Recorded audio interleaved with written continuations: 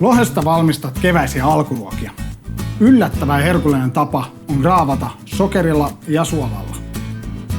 Graavatessa tärkeintä on kalan tuoreus. Se voi joko kalastaa itse tai noutaa kalatiskiltä. Riisutaan kaveri, laitetaan viipaleiksi.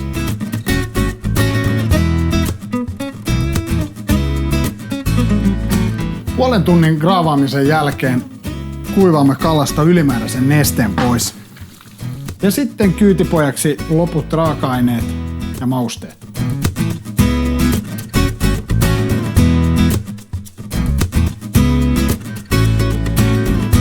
Sitten rullalle ja pakkaseen.